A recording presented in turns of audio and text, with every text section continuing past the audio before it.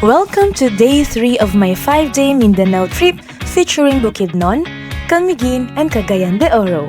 For this video, I'm sharing with you my adventures in Camiguin, but don't miss my first 2 days in Bukidnon because it's packed with scenic views and adventures that you'll surely enjoy.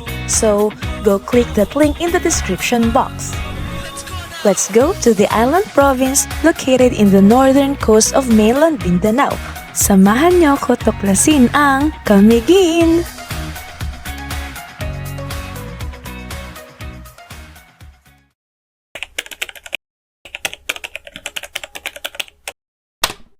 Good morning! Day 3 na namin and it's already 3:30 a.m.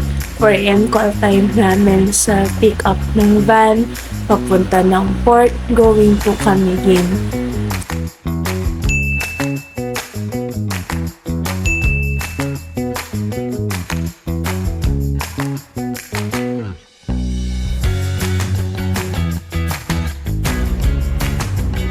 So, dito na kami sa loob ng Roro.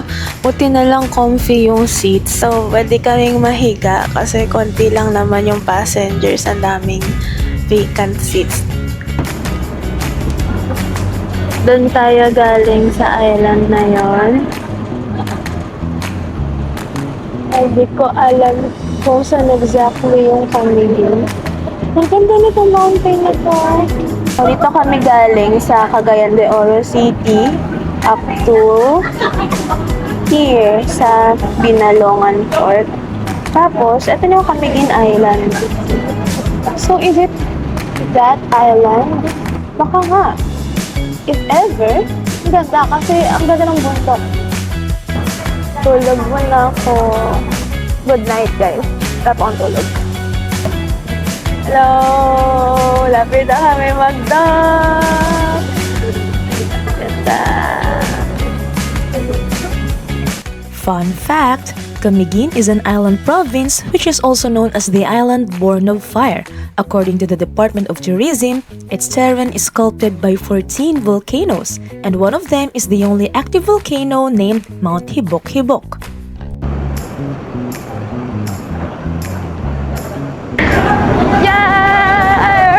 Camiguin sa akin! Ang ganda-ganda naman dito ay.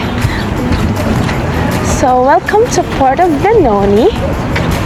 Lang, saya-saya naman.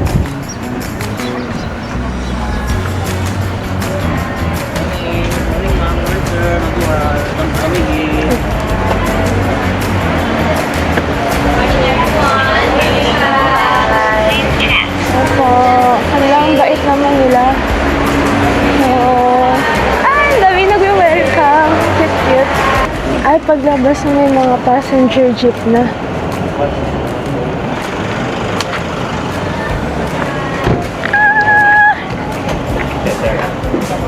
I'll be there.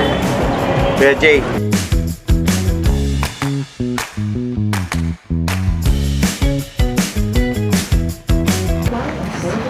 Dito kami sa docking area papuntang Mantigue. Dito kami magbe-breakfast and imimit na muna namin yung Divergent. Yung Divergent yung binok namin na free diving. Okay, ito na sila.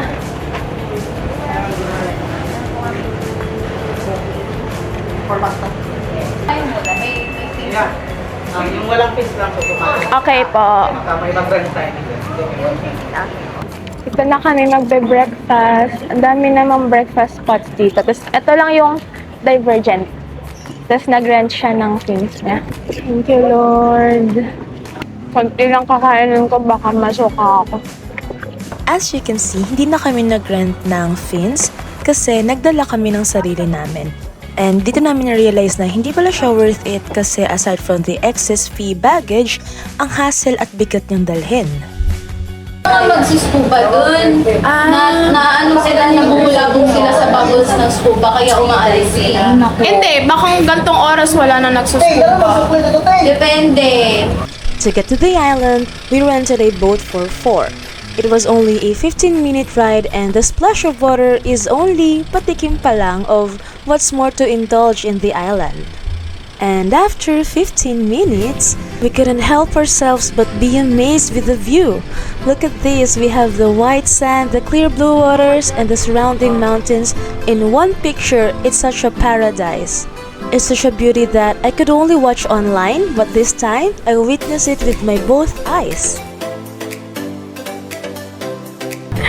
Oh, ang ganda!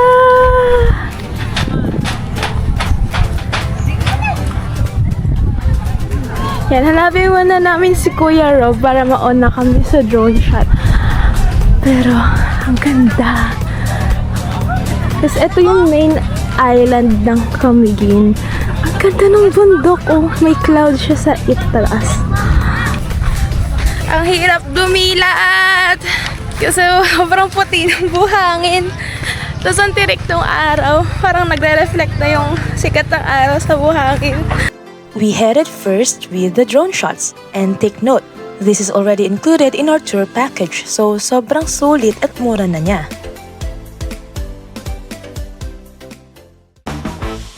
These are our unedited, unfiltered drone shots.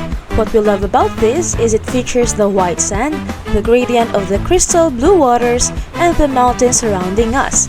We had an ample time to shoot this individually and as a group despite the scorching heat.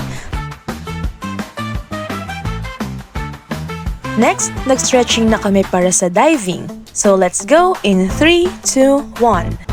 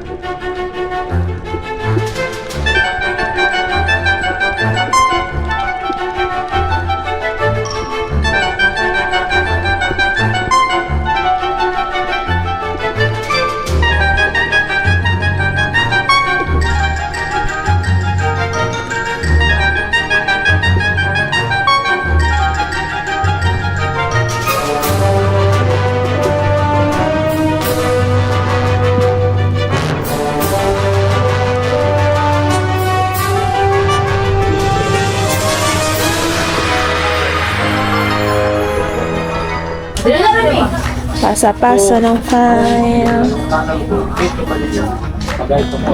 Mangingi. I wanna remove my phone. Wow! Ay! Ay! Sa slow-mo ko na lang yon. Ah, ganda! Thank you, kuya! Unahin muna natin to, pasa muna. Taas yung likod mo.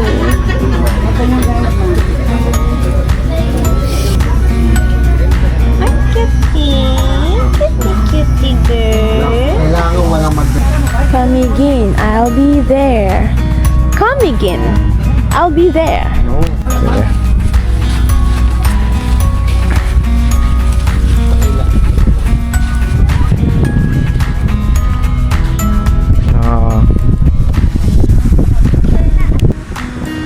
We're back. Ay, thank you so much, Mantique. Nag-enjoy kami sobra. Ay, ganda-ganda doon.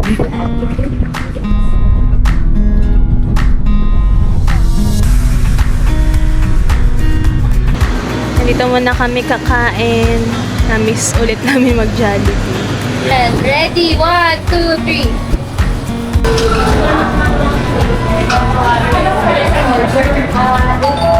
Tagal din nag-prepare, nagpasa-pasa ng leads, tas 1.5 hours yata kami nag-dive, kaya napatagal kami. So, meron daw kaming ilan na hindi mapupuntahan, pero mga picture-taking spots lang naman. Mahalaga mapuntahan namin yung falls. All in all, nag-enjoy kami sa dive. Kaya pala siya pricey kasi hindi pa siya masyadong kilala for diving and parang isang spot na yung pinuntahan namin tapos wala silang kakompetensya and kami na yung customer nila ng araw na yun. Tapos may isang walk-in. So, for 1,800, mahal siya compared sa dive namin sa Batangas. Pero, it's a new experience. Tsaka, nag-enjoy kami. Galing kumuha nung dalawang guide namin at mabait sila. Yan, let's have our lunch on this chicken. Tapos na-try ko yung bago nilang ice cream na strawberry verse sundae. Popping boba. Popping boba nga. And it's 4 p.m. and dito na kami sa Katibawasan Falls. Hanggang 5 lang po to. Heads up lang. Mga pupunta. 300. Isang falls. Wow! Ayun siya.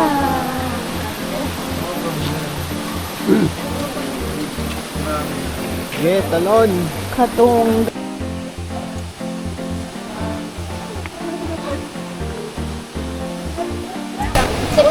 Malamig daw yung let's try if it's cold. Oh, it's so cold.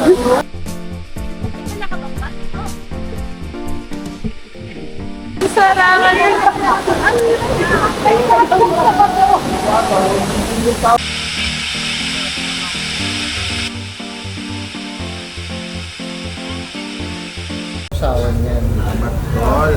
Finally, to end our jam-packed day, we're having our dinner here at Rico's for a sumptuous seafood and inihaw experience. Everything here is cheap but very savory and satisfying. Ito rin yung nahanap namin sa Google Maps na highly rated, kaya dito na kami nagpunta. At syempre, kahit sobrang lupay-pay na ng katawang lupa namin, susulitin namin ang gabi namin dito sa Camiguin. We're having a coffee bonding here at Coffee Spot. Relaxing ang ambience, well-ventilated, yun nga lang, di ganong kasarapan. Pero, ba't nga ba ganun yung mga coffee shop? Kung ano yung kape, yun yung di masarap. Anyways, pagka-uwi namin, plakda agad yung mga kasama ko and pagod na kaming lahat, so tomorrow na Laya Expenses Report. See you on my day 4 vlog! Up next is our second and last day in Camiguin. Yun nga lang, malungkot siya. You have to watch it. Bakit ako malungkot? Imagine, on a hot and humid summer, umuulan pala sa Camiguin. Why? Why?